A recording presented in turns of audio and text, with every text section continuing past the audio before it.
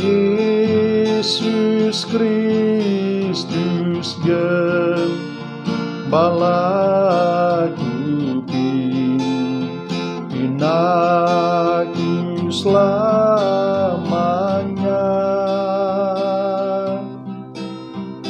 Hentar pada padang hijau dan telaga air tenang. Tuhan Yesus Gembala, Ku pimpin aku selamanya.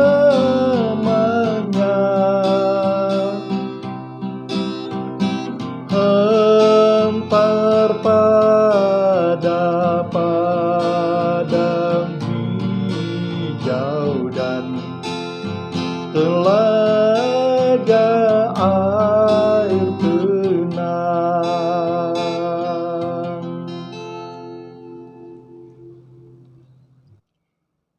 Segala puji dan hormat kami naikkan kepadamu ya Tuhan, atas berkat dan kasih karunia-Mu kepada tubuh, jiwa, dan roh kami, sehingga kami boleh hidup sehari lagi untuk menikmati segala kebaikan-Mu di dalam hidup ini. Berkati semua sanak saudara serta seluruh umat Tuhan, dimanapun mereka berada pada hari ini, agar kami semua senantiasa sehat dan selamat, menikmati kehidupan bersama-sama dengan Tuhan. Ampunilah kami ya Tuhan dari segala dosa dan pelanggaran kami. Tuntunlah kami di dalam kasih dan kuasa-Mu sepanjang hari ini. Di dalam nama Tuhan Yesus Anak Allah yang hidup, kami berdoa dan mengucap syukur ya Tuhan. Amin. Salam, selamat pagi dan selamat bertemu kembali di dalam pembacaan firman Tuhan. Kepada semua umat Tuhan dimanapun kita berada, puji Tuhan karena kita masih diizinkan oleh Tuhan untuk bersantapan dengan firman-Nya, untuk makanan rohani kita pada pagi hari ini. Doa kami agar semua senantiasa diberkati oleh Tuhan, kemanapun kita pergi, dimanapun kita berada. Mari jemaat Tuhan kita membaca firman Tuhan di dalam Injil Matius, pasal yang ke-9, ayat yang ke-9 sampai ayat yang ke-13. Demikianlah firman Tuhan. Setelah Yesus pergi dari situ, Ia melihat seorang yang bernama Matius duduk di rumah cukai. Lalu Ia berkata kepadanya, "Ikutlah aku." Maka berdirilah Matius selalu mengikuti Dia. Kemudian ketika Yesus makan di rumah Matius, datanglah banyak pemungut cukai dan orang berdosa dan makan bersama-sama dengan Dia dan murid-muridnya. Pada waktu orang Farisi melihat hal itu, berkatalah mereka kepada murid-murid Yesus, "Mengapa gurumu makan bersama-sama dengan pemungut cukai dan orang berdosa?" Yesus mendengarnya dan berkata, "Bukan orang sehat yang memerlukan tabib, tetapi orang sakit. Jadi pergilah dan pelajarilah arti firman ini. Yang kukehendaki ialah belas kasihan dan bukan persembahan, karena aku datang bukan untuk memanggil orang benar, melainkan orang berdosa." Jemaat yang dikasihi oleh Tuhan, dari kebenaran firman Tuhan yang telah kita baca pada pagi hari ini, saya mau kita merenungkan sebuah tema, orang sakit dan orang berdosa. Jemaat yang dikasihi oleh Tuhan, Tuhan Yesus berbicara tentang dua keadaan manusia yang memerlukan kedatangannya pada masa itu, yaitu orang sakit dan orang yang berdosa. Di dalam bagian ini, Tuhan Yesus tidak hanya membicarakan orang pemungut cukai dan orang yang berdosa itu adalah orang yang sakit dan orang yang berdosa. Tetapi Tuhan Yesus juga berbicara bahwa orang Farisi yang sedang menganggap dirinya sungguh baik, sungguh suci itu juga sedang sakit dan berdosa, yang sangat memerlukan tabib atau dokter untuk menyembuhkan mereka, dan juga Tuhan Yesus sebagai Tuhan dan Juru Selamat untuk menyelamatkan mereka. Sekalipun Tuhan Yesus melihat mereka sungguh menjaga penampilan dan perhubungan mereka untuk mendekati kepada pemungut cukai dan orang berdosa, tetapi Tuhan Yesus melihat bahwa mereka mempunyai hati yang jahat, yang suka menghakimi serta menekankan orang yang tergores hatinya, sehingga mereka tidak dapat menemui terang kebaikan di dalam kehidupan mereka. Jemaat yang dikasihi oleh Tuhan, ketika Tuhan Yesus mengunjungi Matius, Tuhan Yesus membicarakan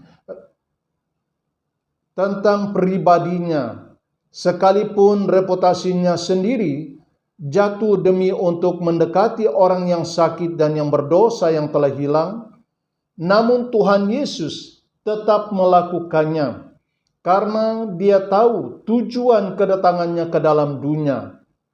Dia adalah datang untuk mendekati orang yang sakit dan memberi keselamatan bagi orang yang belum diselamatkan.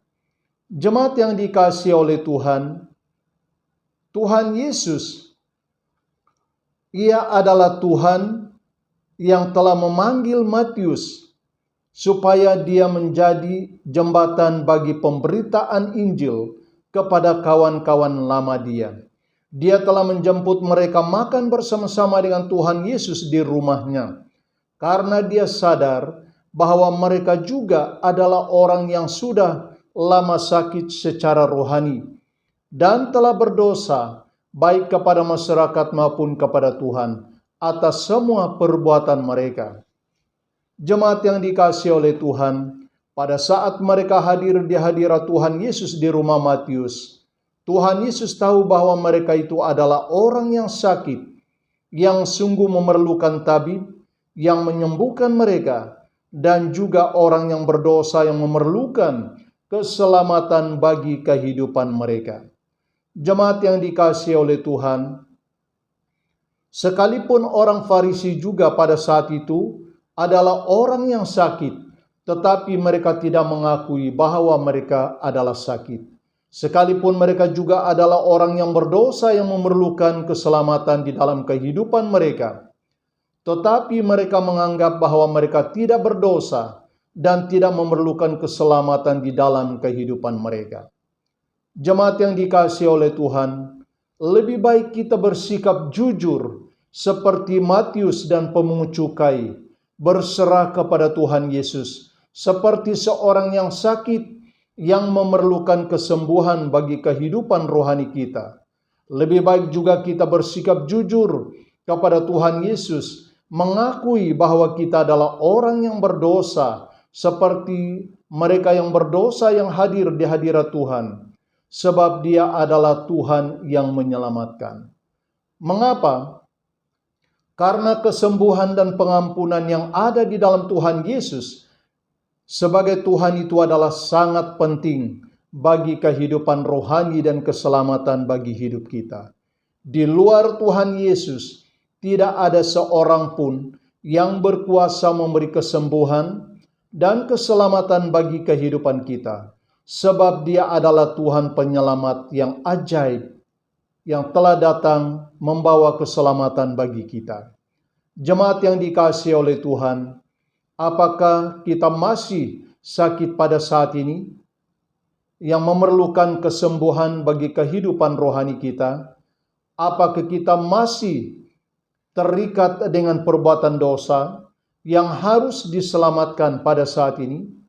Mari kita datang kepada Tuhan Yesus yang berkuasa, yang memberi kesembuhan serta memberi keselamatan bagi kita.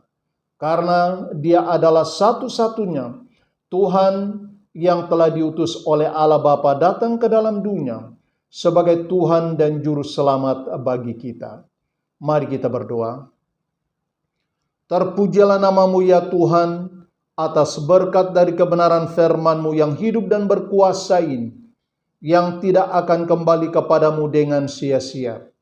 Setiap telinga yang mendengar dan hati yang percaya dan menerima akan mendapat sukacita daripadanya.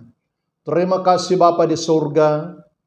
Kami juga berdoa untuk keselamatan dan pengampunan bagi anak-anak ketebusan-Mu yang terikat dengan penyembahan kepada roh-roh tenung atau roh-roh berhala, agar mereka dilepaskan dari ikatan roh-roh ini dimanapun mereka berada pada saat ini. Kami percaya oleh kuasa darah di dalam nama Tuhan Yesus Kristus, kuasa roh ini dihancurkan dan dilumpuhkan. Sebab Engkau adalah Tuhan Yesus, penyelamat yang ajaib bagi sanak saudara kami yang masih terikat dengan kuasa roh-roh yang jahat. Kami juga berdoa agar semua gereja dilawati oleh Roh Kudus pada saat ini. Roh Kudus berkarya atas umat-Mu, dimanapun mereka berada pada saat ini ya Tuhan. Dengan pekerjaan Roh Kudus-Mu, dapat melakukan pembebasan dan dapat melakukan pengampunan serta pertobatan di dalam kehidupan umat-Mu pada saat ini. Kami percaya hanya dengan pekerjaan Roh Kudus di akhir zaman ini dapat melakukan pemulihan serta pembaharuan di dalam kehidupan umat-Mu. Bapa kami yang ada di surga, kami klaim setiap kawasan tempat kami tinggal di dalam nama Tuhan Yesus Kristus, agar jiwa-jiwa yang ada di dalam setiap kawasan Dungun, Paka, dan Kerte, Kemaman, serta seluruh negara di Malaysia ini ya Tuhan, baik di Sabah dan Sarawak. Tuhan, agar kami diberi keselamatan, perlindungan secara khusus. Biarlah mujizat daripada Engkau Tuhan terjadi, karena Engkau adalah Tuhan yang berkuasa di dalam kehidupan kami sebagai umat-Mu. Apabila kami sedang bersekutu bersama, berseru kepadamu di dalam setiap kawasan, kami percaya Tuhan Engkau hadir untuk melakukan penuaian. Haleluya Bapa di surga, terima kasih karena Engkau telah memagari sesi keluarga kami, sehingga kami dapat selamat sepanjang hari ini. Terpujilah nama Tuhan yang kami sembah, dengan iman di dalam nama Tuhan Yesus Kristus. Kami berdoa dan mohon semuanya ini ya Bapa. Amin.